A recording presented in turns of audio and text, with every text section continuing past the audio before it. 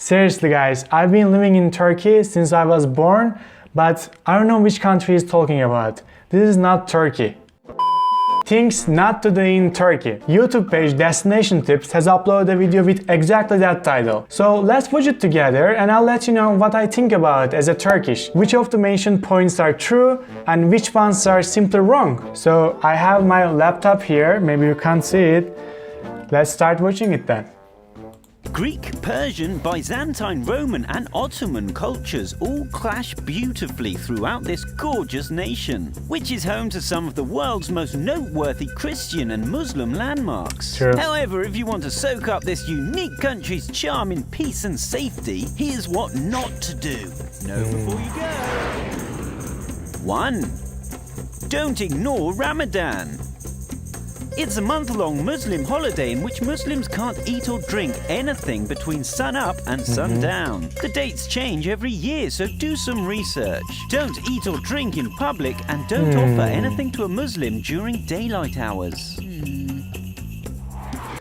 Okay, so during Ramadan in Turkey, almost all restaurants, cafes and even bars are open. So not everyone is fasting and it's totally okay to eat and drink in the restaurants. And when it comes to eating in public, it's not that strict actually. You can eat and drink during Ramadan if you are not in a very conservative area. And even if you're in a conservative area, the worst thing that can happen is that you will be exposed to some unpleasant glances. That's it. No one will fight with you or no one will preach you about it. That aside, of course it's better not to eat in public during Ramadan so that you don't make it harder for devout people to fast. But if you're not educated about this culture or if you're morally cool with it, then go ahead. No one will do anything to you. And this is also due to the fact that you're a foreigner and that's why people will tolerate you more. Let's watch the next one now. 2. Don't walk in front of a praying person. Muslim tradition holds. First of all, I want to say something about these two pictures. These people are not Turkish. Turkish people don't wear this kind of hats. And also, we don't wear fez, guys, okay? Fez was a thing in the Ottoman Empire. Now, there is no one in Turkey wearing fez, except tourists. Okay, let's continue. That if you walk in front of someone who's praying, then their prayer will not be counted. This holds especially true while you're visiting a mosque. Okay, so this is not true. When you are praying, even if someone walks in front of you, your prayer will still be valid. But of course, it's better not to walk in front of a praying person because it's kind of disrespectful. You should try to avoid that. Let's continue. 3. Don't ignore the dress code. What? Women especially should consider head covers and both should leave shorts at home. Oh my god. I really think that they have never been to Turkey before. Women should consider hat covers and they shouldn't wear shorts? Really? This is not true, guys. You can wear whatever you want in Turkey. Now, as a Turkish, it's actually interesting to hear this about my country because maybe you don't know that, but until 2010, there was actually a hijab ban in Turkey. It was literally forbidden to wear hijab or headscarf in government buildings, in schools, or in universities. Which means if a woman with hijab wanted to study at a university or wanted to work in a governmental institution, they had to take their hijab off before entering the building. They were not allowed to step inside the university without taking off their hijab, which was something extreme in my opinion, and I'm glad it changed. And I'm telling this to you so that you understand the view of Turkish government and Turkish people about hijab. It was never something mandatory. Okay, let's continue. The further you get from big cities, the more likely you are to find Muslims who take offense at what they deem is lascivious dress.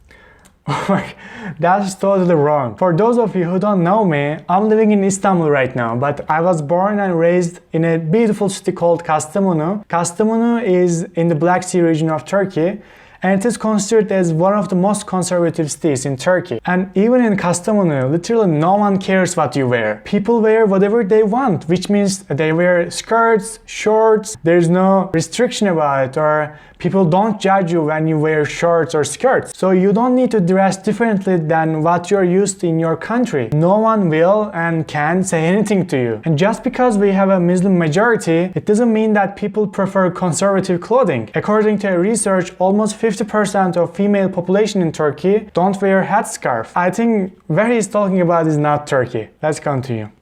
4. Don't go without learning Turkish. A lot of people living in Turkey don't speak English. So if you're planning on visiting the country, it's a good idea to learn a few basic words and phrases in order to communicate more efficiently. 5. So that's also not so true. I think you can come to Turkey without knowing any Turkish at all. Many Turkish people in the big cities, especially the young population, have a decent grasp of English and they understand and they speak English. Like I have foreign friends living in Istanbul for years.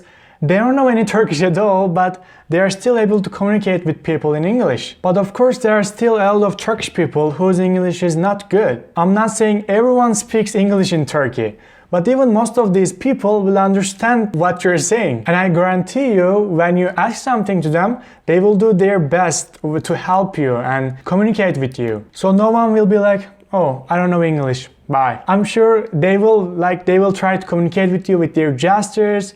They will try to translate it through Google Translate, so you won't have any problem. And yes, if you learn some Turkish words or phrases, that will be great for you. Turkish people love foreigners who speak Turkish. So let's watch the next one right now. Don't discuss politics. The political scene in Turkey is very heated. That's People true. are very nice and generally don't want to discuss politics. It's sort of a lose-lose for both sides.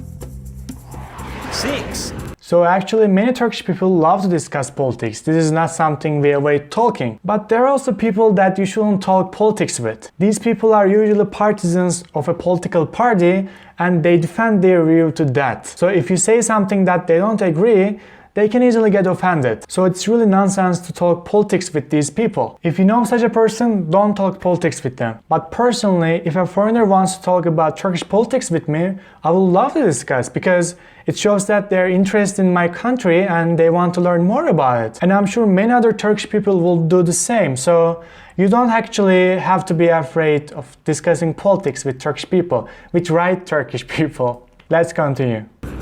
Turkish men only talk to men. No. If you're a woman, it's possible you'll run across Turkish men who only speak to your male counterpart. This is common in rural areas. The man isn't dismissing you, he's trying to protect your virtue. It's a tradition, he's just being polite. I don't know what to say to this.